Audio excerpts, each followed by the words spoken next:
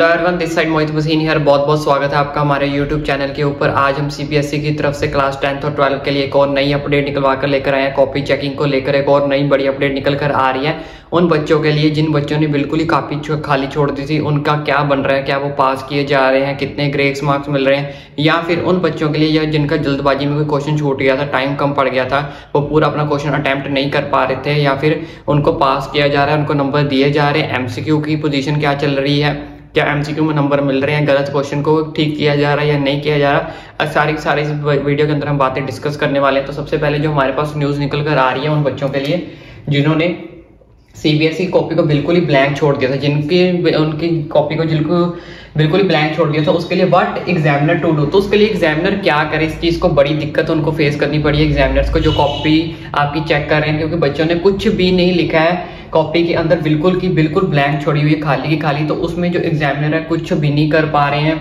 हाँ, अगर कुछ जिन बच्चों ने रिलेटेड लिखा है, if student fill all the copy then, जिन बच्चों ने कॉपी फिल की हुई है तो उनकी जो परसेंटेज है, पासिंग रेशियो कह लो या नंबर्स कह लो, 40 to 60% होगी। अगर वो एक्सपेक्ट कर रहे थे कि 40% में नंबर आ जाएंगे, तो वो अब एक्सपेक्ट करेंगे उनके जो है 60 के अराउंड जो है नंबर पहुंचाए जा रहे हैं। जिन बच्चों ने, स्टूडेंट ने कॉपीज को अटेम्प्ट किया हुआ है, जिन बच्चों ने कॉपीज के अंदर कुछ लिखा हुआ है, if student fill the copy, चाहे कुछ भी रिलेटेड लिखा है लेकिन कॉपी के अंदर कुछ फिल करना चाहिए, कुछ लिखा होना चाहिए। जिन बच्चों ने तो ब्लैंक किया उनके लिए तो एग्जामिनर के लिए बहुत बड़ी प्रॉब्लम क्रिएट हो गई है, एक तरह का क्वेश्चन मार्क जो है क्रिएट हो गया उनके लिए कि वो क्या करें। इसके लिए एक मीटिंग भी बिठाई गई थी, उसका जो रिजल्ट है अभी तक आया नहीं है। जैसे ही इसका रिजल्ट आएगा, इस मीटिंग के में से क्या डिसीजन लिया गया है जिन बच्चों ने कॉपी ब्लैंक की है, तो वो हम आपके साथ डेफिनेटली शेयर करेंगे। और अब जिन बच्चों ने कंसर्न आंसर लिखा है या रिलेटेड आंसर लिखा है, चाहे वो फिजिक्स का पेपर हो या केमिस्ट्री का पेपर हो या बायोलॉजी का पेपर हो या ज्योग्राफी का पेपर हो, उन्हें काफी ज्यादा अच्छे मार्क्स दिए जा रहे हैं। उनका लेवल जो है पास होने का और परसेंटेज मार्क्स का काफी ज्यादा बढ़ गया है।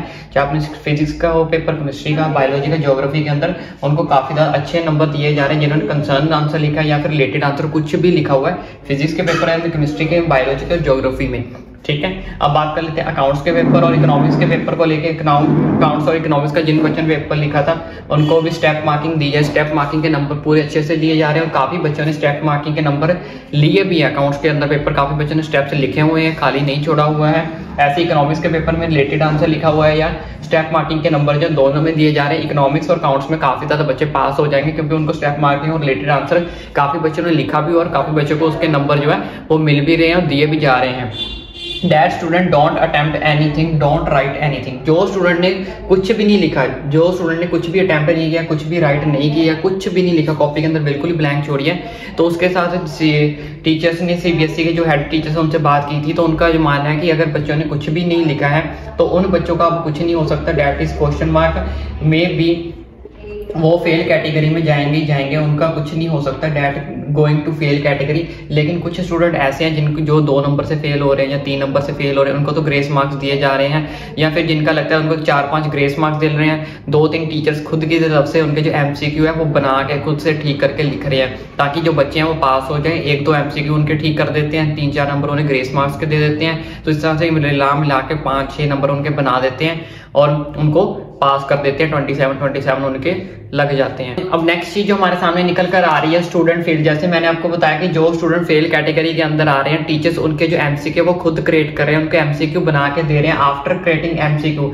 लेकिन एमसीक्यू क्रिएट करने के बाद भी वो जो बच्चे हैं वो पासिंग क्राइटेरिया के पास तक नहीं पहुंचे पा रहे, पासिंग क्राइटेरिया के अंदर नहीं आ रहे। तो ऐसे बच्चों को क्या किया जाए? If a student attempt some question, लेकिन कुछ स्टूडेंट ने अटेम्प्ट किए हैं क्वेश्चन, लेकिन but they don't reach passing marks, लेकिन वो पासिंग मार्क्स तक नहीं पहुंच पा रहे। जैसे मान लो उनके मार्क्स बन रहे 8, 9, 7, तो ऐसे बच्चों का क्या किया जाए? तो ऐसे वाले बच्चे बिल्कुल भी पास नहीं हो सकते। उनकी जो मदद है ना ही टीचर द्वारा की जाएगी, ना ही सीबीएसई द्वारा मदद की जा रही है। टीचर चाहते हैं कि बच्चे पास हो जाए, लेकिन उनको कुछ रास्ता ही नहीं मिल रहा पास करने का। 8 से सीधा 23 नंबर बनाना या 27 नंबर बनाना पॉसिबल तो नहीं है। कैसे बनाया जाए? इवन उन्होंने एमसीक्यू आपके क्रिएट किए, किसी में 2 हुए, किसी में 3 किए, लेकिन इतना सब करने के बाद भी अगर स्टूडेंट जो है वो आपके 23-27 तक लेवल तक नहीं पहुंच पा रहे, तो उनकी जो मदद है किसी भी द्वारा नहीं की जा सकती, चाहे वो टीचर द्वारा है, चाहे वो सीबीएसई द्वारा। वो वाले जो है बच्चे फेल कैटेगरी के अंदर आ ही जाएंगे। ऐसे में कोई उनकी मदद नहीं कर सकता। ये एक सीबीएसई तरफ से बैड न्यूज निकल कर आई थी, तो सीबीएसई का मानना है तो उनकी मदद हम नहीं कर सकते। अगर ऐसे बच्चे आपको कोई ना कोई मिल रहा है तो आप अपने हाथ खड़े कर दीजिए, उनको फेल कैटेगरी के अंदर डाल दीजिए। अब टीचर्स सारे एफर्ट्स कर रहे हैं प्रॉपरली, टीचर टू अपनी तरफ से पूरी एफर्ट्स कर रहे हैं। एसएसटी, साइंस, बायो, इकोनॉमिक्स खास करके पेपर्स में जिन जिन बच्चों के 21 बन रहे थे, 17 बन रहे थे, 18 बन रहे थे, ऐसे बच्चों के एमसीक्यू बना के ग्रेस मार्क्स दे के उनको 23, 27 तक क्या करवा दिया, पहुंचा दिया गया है। एसएसटी के पेपर में काफी अच्छे मार्क्स मिले हैं, साइंस में मिले हैं, बायोलॉजी में मिले, इकोनॉमिक्स में भी मिले हैं।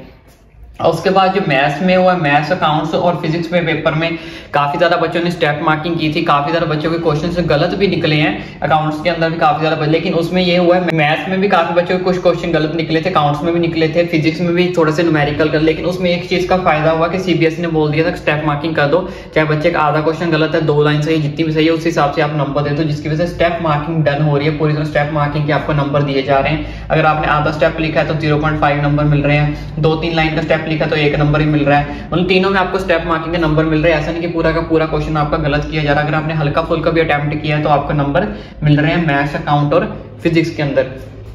सबसे ज्यादा जो प्रॉब्लम एक और निकल के सामने आई है ज्योग्राफी और अकाउंट्स के अंदर। कुछ बच्चों ने तो ऐसे ज्योग्राफी और अकाउंट्स में पूरे क्वेश्चन छोड़े हुए हैं, खास करके अकाउंट्स के पेपर में पूरा सम जो होता है पूरा ब्लैंक ही छोड़ा हुआ है, सिर्फ गिवन लिखा है हल्का से 1-2 लाइंस का, उसके बाद पूरी जो है कॉपी ब्लैंक छोड़ी हुई है। कॉपीज आर मोस्टली ब्लैंक हमें कॉपी देखने को मिल रही है, किसकी, ज्योग्राफी की और अकाउंट्स की और ज्योग्राफी की कॉपी मोस्टली जो है ब्लैंक देखने को मिल रही है स्टूडेंट की तरफ से।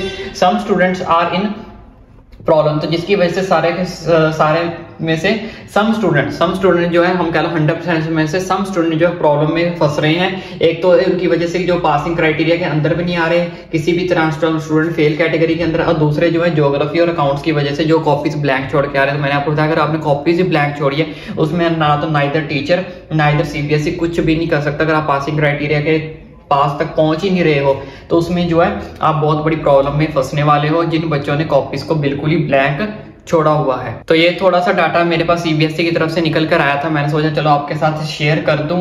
तो अदरवाइज अगर जिनके बच्चों के मार्क्स 17, 18, 19 बन रहे हैं वो पासिंग क्राइटेरिया के लगभग पास पहुंच जाएंगे, वो टेंशन लेने वाली बात नहीं है। लेकिन जिन्होंने बिल्कुल भी कुछ नहीं लिखा, बिल्कुल ही ब्लैंक कॉपी छोड़ी हुई है, या फिर जिनके 6, 7, 8 नंबर बन रहे हैं, उनका पास होना थोड़ा मुश्किल है।